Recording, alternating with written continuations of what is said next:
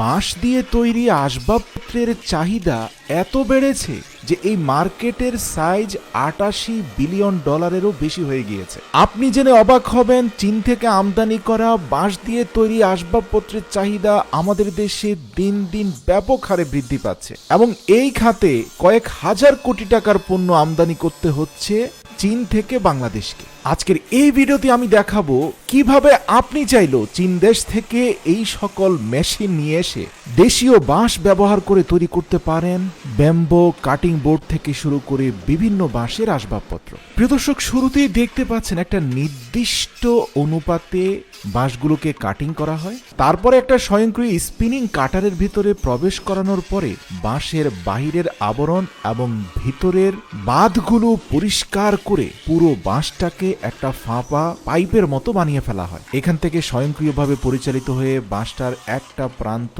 নির্দিষ্ট অনুপাতে কাটিং করা হয়। জেনে অবাক হবেন, এই বাঁশকে সমান্তরাল কাঠে পরিণত করার জন্য একটা কার্বনাইজেশন বয়লার স্টিম রুমে ঢুকানো হয়। প্রিয় দর্শক, আপনারা দেখতে পাচ্ছেন এই কার্বনাইজেশন বয়লার রুমে ঢুকিয়ে তার দরজা আটকে দিয়ে সুনির্ধারিত তাপমাত্রায় দীর্ঘ সময় ধরে স্টিম করা হয়। সাধারণত 40 মিনিট কার্বনাইজেশন করার পরে বাঁশগুলো থেকে বের হওয়া ধোঁয়া পুরো ইন্ডাস্ট্রিকে সুগন্ধযুক্ত করে। তো যাই হোক, এখান থেকে বের করার পরে এর গায়ের রং সবুজ থেকে কিছুটা কালচে হয়ে যায়, কিন্তু কার্বনাইজেশনের ফলে পাইপের মতো বাঁশগুলো তার স্থিতিস্থাপকতা হারিয়ে ফেলে, যার ফলে আপনি দেখবেন একটা রোলার কম্প্রেসরের মাধ্যমে বাঁশগুলোর সিলিন্ড্রিক্যাল শেপটা ব্যাম্বো বোর্ডে রূপান্তরিত হয়ে যাচ্ছে। কিন্তু এগুলোকে যদি 40 মিনিট ধরে কার্বনাইজেশন না করা হতো, তাহলে স্বপ্নেও এরকম সিলিন্ড্রিক্যাল পজিশন থেকে বোর্ড পজিশনে নিয়ে আসা কোনোভাবেই সম্ভব হতো না। কম্প্রেস করা মাত্র বাঁশটা ভেঙে যেত। তো যাই হোক, এই টেকনিক্যাল পার্টের পরে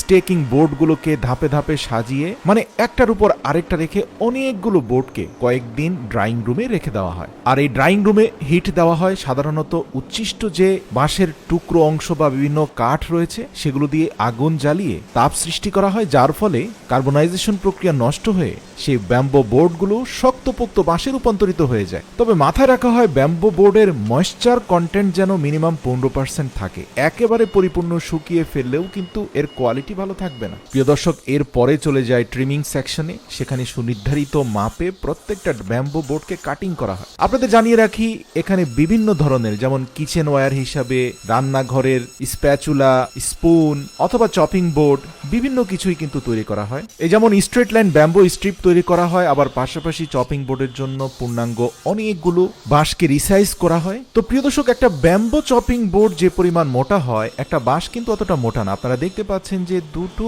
সমান্তরাল ব্যাম্বো বোর্ডের উপরে ছোট ছোট ব্যাম্বো স্ট্রিপগুলোকে শক্তিশালী আঠার মাধ্যমে লাগিয়ে দিয়ে উপরে আরেকটা আবরণ দিয়ে সেটাকে তীব্র প্রেসারের মাধ্যমে কয়েকদিন রেখে দেওয়া হয়। এরপরে দেখতে পাবেন যে তীব্র প্রেসারের ফলে সেগুলো একেবারে সমান্তরাল হয়ে যায় এবং পুরুত্ব অনেক বেড়ে যায়। অবশ্য এই প্রেসার চলাকালীন সময় একটা নির্ধারিত তাপমাত্রার মধ্য দিয়ে সেগুলোকে যেতে হয়। এরপরে পাঠিয়ে দেওয়া হয় এই বোর্ডগুলোকে শেপিং মেশিনে। আপনারা দেখতে পাচ্ছেন তীব্র বেগে ঘূর্ণায়মান এই স্মুথার মেশিনটা চারপাশ থেকে ব্যাম্বো চপিং বোর্ডটাকে পলিশিং করে সেটাকে একটা চূড়ান্ত শেপে নিয়ে আসছে। তো এখানে উপরে এবং নিচে ব্যাম্বো বোর্ড রয়েছে, মধ্যখানে ব্যাম্বো স্টিক রয়েছে এবং এগুলো অত্যন্ত শক্তিশালী আঠা দিয়ে লাগানো হয়েছে। জেনে অবাক হবেন, এরকম একটা ব্যাম্বো বোর্ড 50 থেকে 60 বছর পর্যন্ত টিকে থাকবে। আর এরকম চপিং বোর্ডে ধারালো চাকু দিয়ে আঘাত পড়লেও তা ক্ষতিগ্রস্ত হবে না। আর এটাই হচ্ছে ব্যাম্বো উড বা বাঁশের বেনিফিট।